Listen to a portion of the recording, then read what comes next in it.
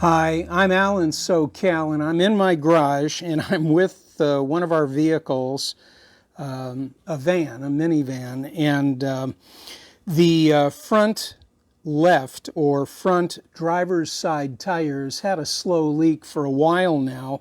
One of the saving graces to keeping this thing inflated when we were on a recent trip was that small compressor. And here's the box for the compressors. I've owned, I think it's been 3 now. And the reason I'm telling you this is because I've used them in the past. This particular design is highly, in my opinion, reliable.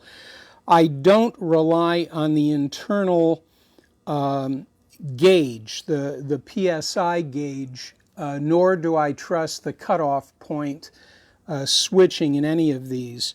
What I do trust is that if left alone to just pump up the tire, they do it actually quite well and quickly. And the reason I'm telling you quickly, I want to qualify it. I have tried plugging into my automotive cigarette lighter accessory points, and the minute I turn the compressor on and it's working against pressure, it stalls a bit. I'm sure at some point it would blow a fuse. There's no need to really go into the car's cigarette lighter accessory point. What I do, and what I'm doing right now, I've got cabling going into the car battery. This comes with alligator clip to a female 12-volt socket, a female socket. So you can then plug this into the socket. The socket outputs a cable with a negative and positive clip, and that goes straight to your battery. So that's the way I recommend you use it. I'm going to take my air compressor tester and I'm going to undo the cap. I purposefully dropped the pressure a little bit on this tire. Right now we're at about 28 psi. We're at about, well, you can't see it from here, but it's 28 psi.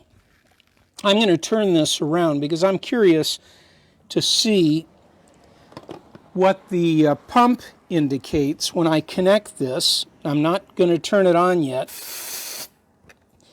So I just snapped it and it's on the air valve. It's saying 24.5. Now it's at 25. I'm going to turn the pump on right now, and let's see how long it takes to get it up to 36. I'm going to go over. I'm going to go 38 psi.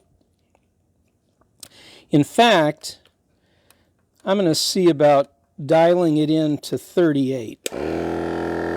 Okay, so we're running right now. 27, 27.5, 28. I'm reading the display. 29, 29.5, 30. 30.5, 31, 31.5, 32. It's climbing and it's doing a reasonable job. 33. Now it's slowing down a little bit. 33.5. The higher the pressure, there's 34. The higher the pressure, I'm going to presume the slower it will inflate. 34.5. 35. Notice it's hands-free. Once you clamp this on, you can just watch. 35.5. I'm going to stop at 36. There's 36. I'm going to go 36.5. I've stopped it at 36.5. It just dropped to, now it's dropping. Let me go back up. Hold on. I'm going to bring it up to 38 and then disconnect because we're going to lose some air when I disconnect the valve. Okay, so I was right around 38. I'm going to guess it could be 37. I'm going to release the pressure that's in this device. Looks like it's right around 36 right now. So in that period of time, we went from, what, around 28 to 36 psi. This would be safe to drive now, but I want to bring it up a little higher, as I mentioned, because it is a slow leak tire. Now it's saying 31. It's going to climb up a little bit. 32, 33. It's adjusting. The pressure is adjusting. 34. Now I'm going to turn it on. So let's get it up to 40 I'm getting very bold. We're going to bring this up to 40 psi. This van tire, by the way, it's a 225/65. So we're at 38. I'm looking for 38.5. Oh, that's right. I dialed in 38. Very good. It stopped at 38. It stopped at 38. I'm going to punch the buttons to go to 40. 42. I'm going to shut it off, turn it back on.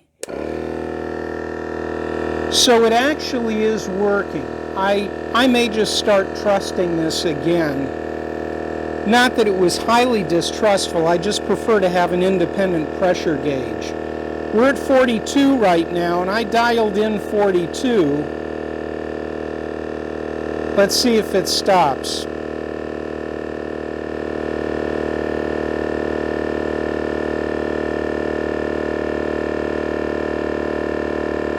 Well, it's holding at 42. I hear a relief valve. So what I heard was a hissing, and I bet it hit a relief valve. So you've got to give this at least 30 seconds to go. When it hits pressure and sits there, you'll probably hear, that's a little warm today, you're going to hear a hissing. I'm guessing that's a pressure sensing switch, and it was relieving itself, and when it relieves long enough, at some point, whatever the diaphragm is, it's going to move and then actuate an off switching action. So we're saying we're at 42. That was an efficient opening of that valve. I bet I didn't lose too much. And sure enough, we're at about 42. I'll be darned. In fact, this one is right at 42. Let me see if I can bring it in. I don't know if it'll hold focus, but let me tap the screen. So there you can see the pressure gauge. It's dropped a little since I walked away. So if you've had any reservations about this compressor, and I'm going to cap this off because I guarantee you it's going to lose 4 psi in the next few days. If you had any reservations about this compressor, I'm telling you, again, I've had 3 of them, and they have all worked well. In fact, one of them was a gift to my son-in-law. They drove to his new command point. He's in the military, so he had to take over a command in the southeast. Meant they drove from here into Mississippi, and that's quite a drive. And I gave him the compressor. I said, if your tires are low, this thing will work, and it'll save you from hunting out what today is a big pain, and that is trying to find compressed air. Usually you've got to pay for it if it's available, and as you know, gas stations don't offer that anymore. At least I haven't seen any. So that's it. I'm a huge proponent of these compressors, and frankly, it's the first design with the twin piston, which I believe increases the volume enough to where this thing works quickly. In fact, it's almost as fast as a very small compressor I've got here in the garage. So this actually is quicker. It's easier to handle, etc. 5 stars for sure.